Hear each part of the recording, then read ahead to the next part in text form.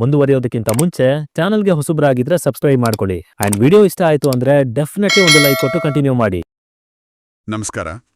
ಇವತ್ತಿನ ನಮ್ಮ ಚರ್ಚೆಗೆ ಸ್ವಾಗತ. ನಾವಿವತ್ತು ನೋಡ್ತಾ ಇರೋದು ಹರಿಹರ ವೀರಮಲ್ಲು ಚಿತ್ರದ ಬಗ್ಗೆ ಬಂದಿರುವ ಒಂದು ವಿಶ್ಲೇಷಣೆ.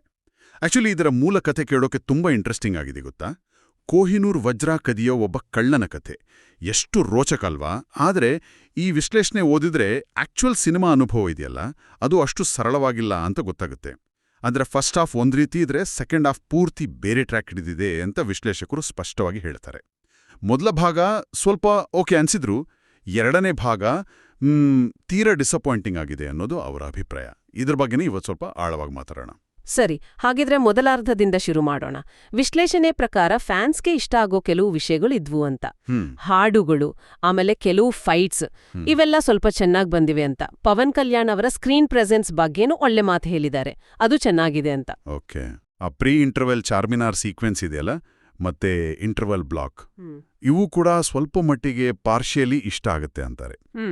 ಆದ್ರೆ ಅಲ್ಲೂ ಒಂದು ಸಮಸ್ಯೆ ಇದೆ ಅಲ್ವಾ? ಹೌದು, ಅದೇ ಅಂದ್ರೆ ಪ್ರೊಡಕ್ಷನ್ನಲ್ಲಾದ ಸಮಸ್ಯೆಗಳು, ಆಮೇಲೆ ಡೈರೆಕ್ಟರ್ ಚೇಂಜ್ ಆಗಿದ್ದು, ಇದರ ಎಫೆಕ್ಟ್ ಇರ್ಬೋದು ಬಹುಶಃ. ಆ ದೃಶ್ಯಗಳಲ್ಲೂ ಒಂದು ಕನ್ಸಿಸ್ಟೆನ್ಸಿ ಇಲ್ಲ, ಪೂರ್ತಿ ಇಂಪ್ಯಾಕ್ಟ್ ಕೊಡಲ್ಲ ಅಂತಾನೂ ಹೇಳಿದ್ದಾರೆ. ಹೌದು. ಆದ್ರೂ ಪವನ್ ಕಲ್ಯಾಣ್ಗಾನಿ ಈ ಭಾಗವನ್ನ ನೋಡ್ಬೋದು, ಸಹಿಸ್ಕೋಬೋದು ಅನ್ನೋದು ವಿಶ್ಲೇಷಕರ ಮಾತು. ಹೌದು, ಈ ಸ್ಥಿರತೆ ಕೊರತೆ ಇದೆಯಲ್ಲ, ಅದು ಎರಡನೇ ಭಾಗದಲ್ಲಿ ಇನ್ನೂ ದೊಡ್ಡ ಸಮಸ್ಯೆ ಆಗೋಗಿದೆ. ಇಲ್ಲಿ ಕಥೆ ಅದರ ಮೂಲ ಗುರಿಯಿಂದ, ಅಂದ್ರೆ ಆ ಕೊಹಿನೂರ್ ವಜ್ರದ ಕಳ್ಳತನದ ಎಳೆಯಿಂದ ಸಂಪೂರ್ಣವಾಗಿ ದೂರ ಹೋಗಿದೆ ಅಂತ ವಿಶ್ಲೇಷಣೆನೇ ನೇರವಾಗಿ ಹೇಳುತ್ತೆ. ಹೌದಾ? ಓ. ಇದ್ದಕ್ಕಿದ್ದಾಗೆ ಹೀರೋ ಧರ್ಮಕ್ಕಾಗಿ ಹೋರಾಟ ಅಂತ ಶುರು ಮಾಡ್ತಾನಂತೆ. ಓ, ಕಂಪ್ಲೀಟ್ ಶಿಫ್ಟ್ ಆಗಿದ್ರೆ? ಹೌದು, ಕಂಪ್ಲೀಟ್ ಶಿಫ್ಟ್. ಮತ್ತೆ ಈ ಬದಲಾವಣೆ ಇದೆಯಲ್ಲ, ಅದು ತುಂಬಾ ಆರ್ಟಿಫಿಷಿಯಲ್ ಆಗಿ ಕಾಣುತ್ತೆ, ಪ್ರೇಕ್ಷಕರ ಇಂಟ್ರೆಸ್ಟ್ ಅನ್ನ ಪೂರ್ತಿ ಕಡಿಮೆ ಮಾಡ್ಬಿಡುತ್ತೆ ಅಂತ ಹೇಳ್ತಾರೆ. ಆದ್ರೆ ಜೊತೆಗೆ ವಿಜುವಲ್ಸ್ ಬಗ್ಗೆನೂ ತುಂಬಾ ನೆಗೆಟಿವ್ ಆಗಿ ಹೇಳಿದ್ದಾರೆ. ಅಟ್ರೋಷಿಯಸ್ ವಿಜುವಲ್ಸ್ ಅಂತ ಪದ ಬಳಸಿದ್ದಾರೆ. ಅಂದ್ರೆ ತೀರಾ ಕಳಪೆ ದೃಶ್ಯಗಳು, ನಿರೂಪಣೆ ಸರಿಯಿಲ್ಲ, ಡೈಲಾಗ್ಸ್ ಕೂಡ ವೀಕ್ ಆಗಿದೆ. ಇದೆಲ್ಲ ಸೇರಿ ಸೆಕೆಂಡ್ ಹಾಫ್ ಅನ್ನ ತುಂಬಾನೇ ಕೆಳಗೆ ತಳ್ಳಿದೆ. ಬೇಡದ ಸೀನ್ಗಳನ್ನು ತುಂಬಿದ್ದಾರಂತ ಕೂಡ ಇದೆಯಾ? ಹೌದು ಹೌದು, ಅನಾವಶ್ಯಕ ಫಿಲ್ಲರ್ ದೃಶ್ಯಗಳು ಬೇರೆ ಇವೆ, ಅದು ಇನ್ನೂ ಬೋರ್ ಆಗಿಸುತ್ತೆ. ಆಮೇಲೆ ಈ ಧರ್ಮ ರಕ್ಷಣೆ ಯಾಕೆ ಮಾಡ್ಬೇಕು ಅನ್ನೋದಕ್ಕೆ ಒಂದು ಫ್ಲಾಶ್ ಬ್ಯಾಕ್ ಕೊಟ್ಟಿದಾರಂತೆ. ಓಕೆ, ಅದು ಕೂಡ ಏನೂ ಪರಿಣಾಮ ಬೀರಿಲ್ಲ, ಅದು ಕೂಡ ಕೃತಕವಾಗಿ ತುರುಕಿದ ಹಾಗೆ ಇದೆ ಅಂತ ವಿಶ್ಲೇಷಕರು ಬರೆದಿದ್ದಾರೆ. ಅಯ್ಯೋ. ಅವರು ತಮ್ಮ ಪರ್ಸನಲ್ ಫೀಲಿಂಗ್ ಹೇಳ್ತಾರೆ, ಕ್ಲೈಮ್ಯಾಕ್ಸ್ ಹತ್ರ ಬರುವಷ್ಟರಲ್ಲಿ ಹೀರೋ ಗೆಲ್ತಾನೋ ಇಲ್ವೋ, ಗುರಿ ಮುಟ್ಟುತ್ತಾನೋ ಇಲ್ವೋ ಅನ್ನೋ ಕ್ಯೂರಿಯಾಸಿಟಿನೇ ಹೋಗ್ಬಿಟ್ಟಿತ್ತು ಅಂತ. ಓ ಗಾಡ್, ಇದು ನಿಜವಾಗ್ಲೂ ಕತೆ ಹೇಳೋದ್ರಲ್ಲಿ ದೊಡ್ಡ ಫೇಲ್ಯೂರ್ ಅಲ್ವಾ? ಖಂಡಿತ.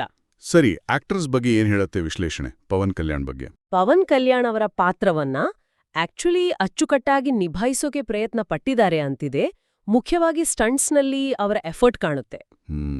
ಆದ್ರೆ ನಿಧಿ ಅಗರ್ವಾಲ್ ನೋಡೋಕ್ ಚೆನ್ನಾಗಿದ್ದಾರೆ, ಆದ್ರೆ ಅವರ ಪಾತ್ರಕ್ಕೆ ಕಥೆಯಲ್ಲಿ ಯಾವುದೇ ಪ್ರಾಮುಖ್ಯತೆನೇ ಇಲ್ಲ, ಸುಮ್ನೆ ಅಲಂಕಾರಕ್ಕೆ ಇದ್ದ ಹಾಗೆ ಇದೆ ಅನ್ನೋದು ವಿಶ್ಲೇಷಕರ ಅಭಿಪ್ರಾಯ. ಹೌದಾ? ಅಂದ್ರೆ ಕಥೆಗೆ ಅವಶ್ಯಕತೆ ಇರ್ಲಿಲ್ವಾ? ಬಹುಶಃ ಇಲ್ಲ.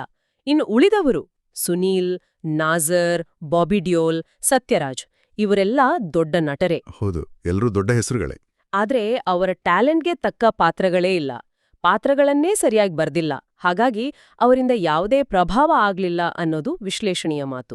ನಿಜಕ್ಕೂ ದುರದೃಷ್ಟಕರ ಇದು. ನಿಜ, ಇಷ್ಟು ದೊಡ್ಡ ತಾರಾಗಣವನ್ನು ವೇಸ್ಟ್ ಮಾಡ್ದ ಹಾಗಾಯಿತು. ಇನ್ನು ಟೆಕ್ನಿಕಲ್ ವಿಷಯಗಳ ಬಗ್ಗೆ, ಸಂಗೀತ, ಕ್ಯಾಮೆರಾ. ಅದು ಒಂದು ಇಂಟ್ರೆಸ್ಟಿಂಗ್ ಪಾಯಿಂಟ್. ಎಂ ಕೀರವಾಣಿಯವರ ಸಂಗೀತ ಅದು ಚಿತ್ರದ ದೊಡ್ಡ ಪ್ಲಸ್ ಪಾಯಿಂಟ್ ಅಂತ ಸ್ಪಷ್ಟವಾಗಿ ಹೇಳಿದರೆ, ಕೆಲವು ದೃಶ್ಯಗಳನ್ನ ಅವರ ಬ್ಯಾಕ್ಗ್ರೌಂಡ್ ಸ್ಕೋರೇ ಕಾಪಾಡಿದೆ ಅನ್ನೋ ಮಟ್ಟಿಗೆ ಇದೆಯಂತೆ. ಓ, ಕೀರವಾಣಿಯವರ ಮ್ಯಾಜಿಕ್ ಹಾಗಿದ್ರೆ ಸ್ವಲ್ಪ ಕೆಲಸ ಮಾಡಿದೆ. ಹೌದು, ಆದ್ರೆ ಛಾಯಾಗ್ರಹಣದಲ್ಲಿ ವ್ಯತ್ಯಾಸ ಇದೆ. ಮೊದಲಾರ್ಧದಲ್ಲಿ ಓಕೆ ಚೆನ್ನಾಗಿದೆ ಅನ್ಸುತ್ತೆ, ಆದ್ರೆ ಎರಡನೇ ಭಾಗದಲ್ಲಿ ಅದು ಕೂಡ ತುಂಬಾನೇ ಡಲ್ ಆಗಿದೆ, ಸಾಧಾರಣವಾಗಿದೆ ಅಂತ. ಪ್ರೊಡಕ್ಷನ್ ಡಿಸೈನ್, ಸೆಟ್ಗಳೆಲ್ಲ? ಅಲ್ಲೂ ಅದೇ ಕಥೆ. ಮೊದಲಾರ್ಧದಲ್ಲಿ ಸೆಟ್ ವರ್ಕ್ ಪರವಾಗಿಲ್ಲ ಅನಿಸಿದ್ರೆ, ಉತ್ತರಾರ್ಧದಲ್ಲಿ ಆಲ್ಮೋಸ್ಟ್ ಎಲ್ಲ ಗ್ರೀನ್ ಮ್ಯಾಟ್ ಮೇಲೆ ಶೂಟ್ ಮಾಡಿದ ಹಾಗೆ ಕಾಣುತ್ತೆ ಅಂತ ವಿಶ್ಲೇಷಣೆ ಹೇಳುತ್ತೆ. ಓಕೆ, ಗ್ರೀನ್ ಮ್ಯಾಟ್ ಜಾಸ್ತಿ ಆಗಿದೆ. ಇನ್ನು ಸಿಜಿಐ ಅಂದ್ರೆ ಕಂಪ್ಯೂಟರ್ ಗ್ರಾಫಿಕ್ಸ್ ಇದೆಯಲ್ಲ, ಅದ್ರ ಬಗ್ಗೆ ಎಷ್ಟು ಕಡಿಮೆ ಮಾತಾಡಿದ್ರೆ ಅಷ್ಟು ಒಳ್ಳೇದು ಅನ್ನೋ ಹಾಗೆ ತೀರಾ ಕಳಪೆ ಆಗಿದೆ ಅಂತ ವಿಶ್ಲೇಷಕರು ಹೇಳಿದ್ದಾರೆ. ಅಂದ್ರೆ ಅಷ್ಟು ಸಹಜವಾಗಿಲ್ಲ ಅಂತ. ಓ, ಹಾಗಿದ್ರೆ ವಿಜುವಲಿ ಕೂಡ ಸೆಕೆಂಡ್ ಹಾಫ್ ಡಿಸಪಾಯಿಂಟ್ ಮಾಡುತ್ತಾ? ಖಂಡಿತವಾಗಿ. ಇದೆಲ್ಲ ಕೇಳ್ರೆ ಕೊನೆಗೆ ಪ್ರಶ್ನೆ ಬರೋದು ಬರಹಗಾರ, ನಿರ್ದೇಶಕ ಜ್ಯೋತಿ ಕೃಷ್ಣ ಅವರ ಬಗ್ಗೆ ಅಲ್ವಾ? ಹೌದು, ಅವರ ಕೆಲಸ ನಿರೀಕ್ಷೆ ಮಟ್ಟದಲ್ಲಿ ಇಲ್ಲ ಅನ್ನೋದು ಸ್ಪಷ್ಟ. ಮೊದಲ ಅರ್ಧದಲ್ಲಿ ಸ್ವಲ್ಪ ಕಂಟ್ರೋಲ್ ಇದ್ದ ಹಾಗೆ ಕಂಡ್ರು, ಸೆಕೆಂಡ್ ಹಾಫ್ನದಿ ಕಂಪ್ಲೀಟ್ ಆಗಿ ಕೈ ಜಾರಿದೆ ಅಂತ ಅನ್ಸುತ್ತೆ. ವಿಶ್ಲೇಷಣೆ ಓದಿರ್ರೆ? ಹೌದು, ಡಿರೆಕ್ಷನ್ ಮತ್ತೆ ರೈಟಿಂಗ್ ಎರಡರಲ್ಲೂ ಸ್ಪಷ್ಟತೆ ಇಲ್ಲ, ಸ್ಥಿರತೆ ಇಲ್ಲ ಅನ್ನೋದು ಚಿತ್ರದುದ್ದಕ್ಕೂ ಕಾಣುತ್ತೆ ಅಂತ ವಿಶ್ಲೇಷಣೆ ಹೇಳುತ್ತೆ. ಸೊ ಒಟ್ಟಾರೆಯಾಗಿ ಈ ವಿಶ್ಲೇಷಣೆಯ ಆಧಾರದ ಮೇಲೆ ಹೇಳೋದಾದ್ರೆ, ಹರಿಹರ ವೀರಮಲ್ಲು ಒಂದು ದೊಡ್ಡ ಅವಕಾಶವನ್ನು ಮಿಸ್ ಮಾಡ್ಕೊಂಡ ಹಾಗೆ, ವೇಸ್ಟೆಡ್ ಪೊಟೆನ್ಷಿಯಲ್. ಒಳ್ಳೆ ಸ್ಟಾರ್ ಕಾಸ್ಟು, ಇಂಟ್ರೆಸ್ಟಿಂಗ್ ಐಡಿಯಾ ಇದ್ರೂ ಕೊನೆಗೆ ಬಂದಿರೋದು ಒಂದು ನಿರಾಶಾದಾಯಕ ಸಿನಿಮಾ ಅನ್ಬೋದಾ? ಖಂಡಿತ. ವಿಶ್ಲೇಷಣೆ ಅದನ್ನೇ ಹೇಳುತ್ತೆ. ಇದರಿಂದ ಒಂದು ವಿಷಯ ಸ್ಪಷ್ಟ ಆಗುತ್ತೆ ನೋಡಿ. ಏನು? ಎಷ್ಟೇ ದೊಡ್ಡ ಬಜೆಟ್ ಇರ್ಲಿ, ಸ್ಟಾರ್ಗಳಿರ್ಲಿ, ಕಥೆ ಚಿತ್ರಕಥೆ ಸ್ಟ್ರಾಂಗ್ ಆಗಿಲ್ಲ ಅಂದ್ರೆ, ಮತ್ತೆ ಅದನ್ನ ಅಷ್ಟೇ ಚೆನ್ನಾಗಿ ತೆರೆಗೆ ತರೋ ಎಕ್ಸಿಕ್ಯೂಷನ್ ಇಲ್ಲ ಅಂದ್ರೆ ಎಲ್ಲವೂ ವೇಸ್ಟ್ ಆಗಬಹುದು. ಹೌದು, ನಿಜ.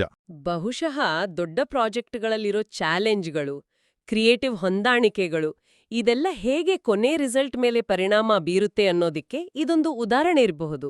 ಇದ್ರ ಬಗ್ಗೆ ಯೋಚನೆ ಮಾಡೋಕೆ ಇದೊಂದು ಪಾಯಿಂಟ್ ಅಲ್ವಾ? ಹೌದು, ಖಂಡಿತವಾಗ್ಲು ಇದು ಯೋಚನೆ ಮಾಡಬೇಕಾದ ವಿಷಯನೇ.